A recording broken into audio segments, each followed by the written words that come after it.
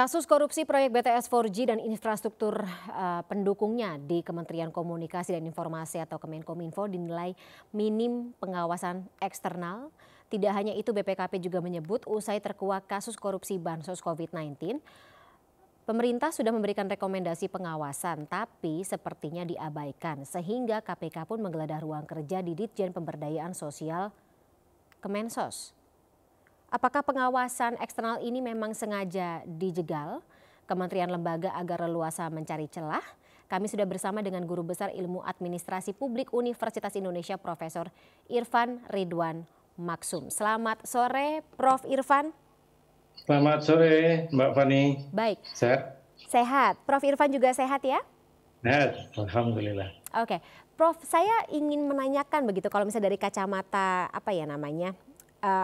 ilmu keilmuannya begitu terkait dengan pengawasan eksternal dan juga internal ini, apakah untuk lembaga pemerintahan hanya bisa difokuskan kepada salah satu gitu, karena melihat selama ini yang bersifat sebagai watchman hanya sifatnya internal begitu, tidak ada yang dari eksternal yang sifatnya lebih objektif.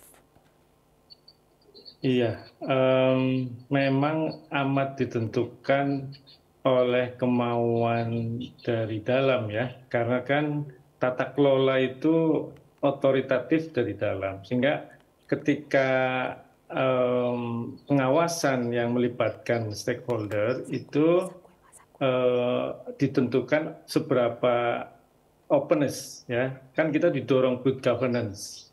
Nah, ketika good governance itu muncul, itu lebih mudah. Pengawasan eksternal akan mengalir begitu, sistemik. Nah, karena diatur dulu, karena namanya tata kelola, itu sebetulnya pengawasan eksternal masuk pun harus ada dalam rel pengaturan dulu. Kalau tidak ada pengaturan, ujuk-ujuk itu pun amat riskan ya sebetulnya. Bisa malah kisruh yang ada. Jadi pengawasan internal dan eksternal dalam tata kelola negara bangsa itu semua basisnya adalah pengaturan, dan pengaturan itu harus didorong dengan good governance.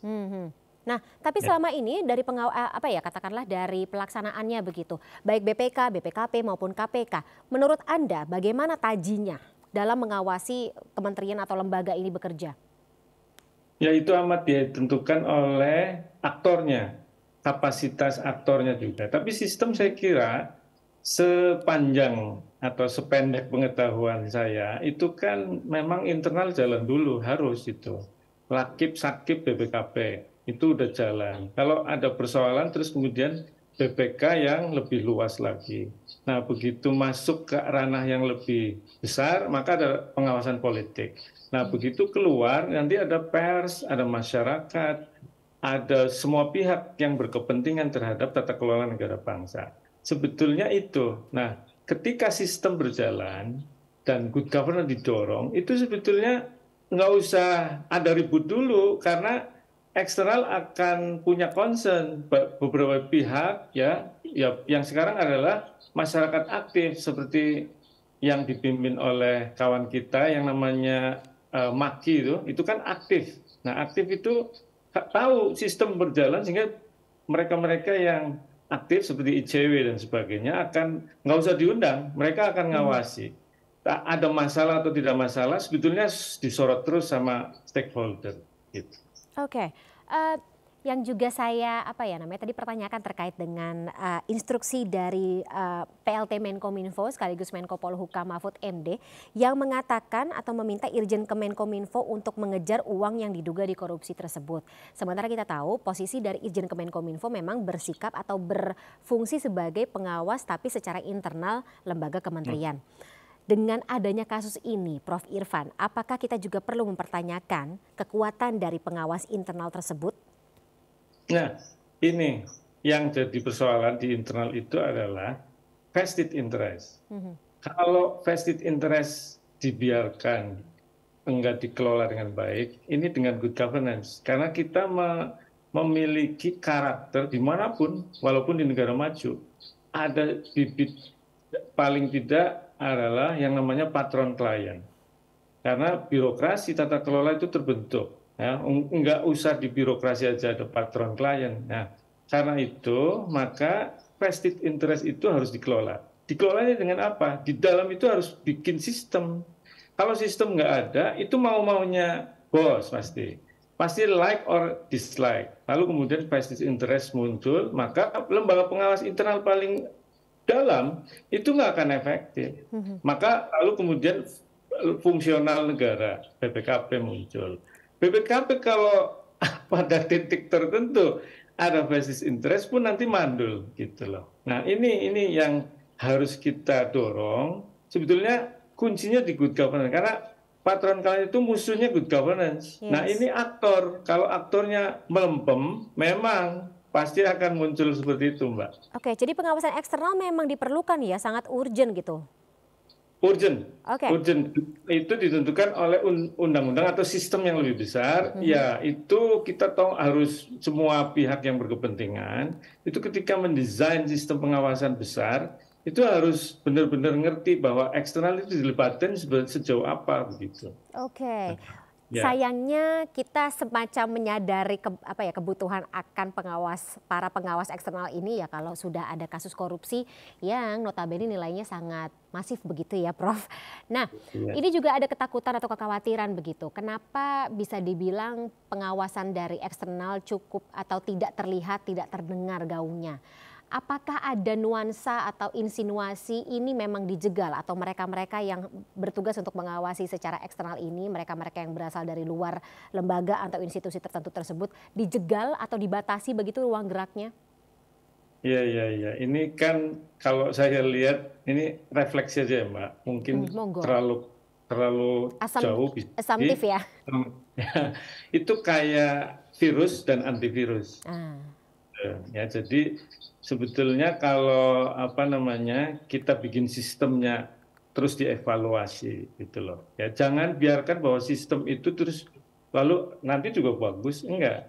Jadi tiap waktu itu sampai sejauh mana efektivitasnya baik internal maupun eksternal. Nah, ini kalau ada evaluasi yang serius, apakah betul seperti di-exclude eksternal? Nah, ini harus didorong lagi bahwa sistem yang membuat seolah-olah dijegal itu mesti dibenerin. Kita sama-sama kan ada undang-undang pengawasan, ada undang-undang yang terkait dengan apa tata kelola. Nah, ini seberapa efektif? Ini belum pernah ada yang menyoroti nih, karena selalu sporadis. Begitu ada masalah baru deh kita dangdapan kata orang Jawa. Baru nyari-nyari gitu. Nah, ini nyari-nyari mesti kesalahan. betul, Pak. Nah, para watchdog, ya, external watchdog kita menyebutnya begitu ya, Prof. Tadi kalau misalnya kita petakan atau mapping berarti BPK, BPKP, dan KPK begitu. Ini perlu ada semacam kepalanya lagi atau katakanlah satu komando gitu dari seseorang yang juga memang harus memberikan instruksi selain kita mungkin mengarah ke presiden atau ke pihak yudikatif lainnya begitu, Prof.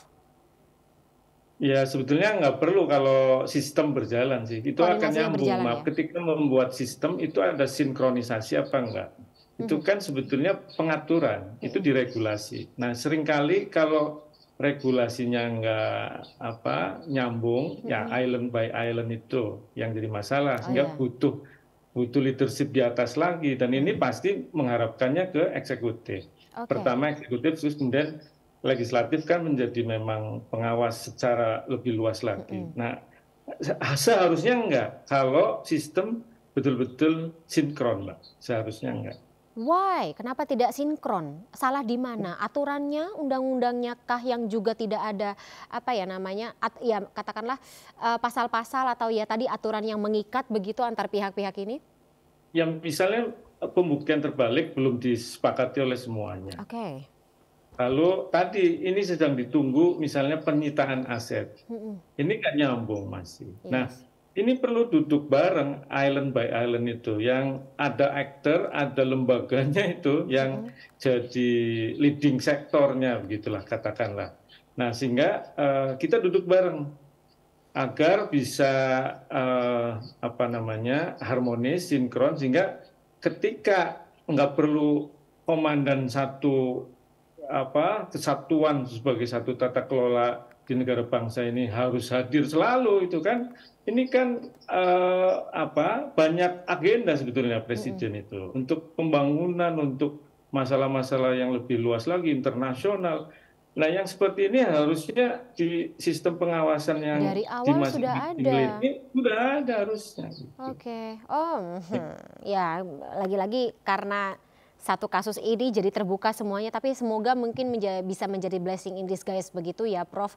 Akhirnya memang harus dibuat sebuah aturan supaya para pengawas eksternal ini juga bekerja dengan ranah sesuai dengan ranahnya, kemudian juga memiliki kewenangan yang lebih seperti itu untuk berkoordinasi dan juga evaluasi, mungkin audit setiap tahun begitu terkait terutama dengan proyek-proyek yang bernilai masif.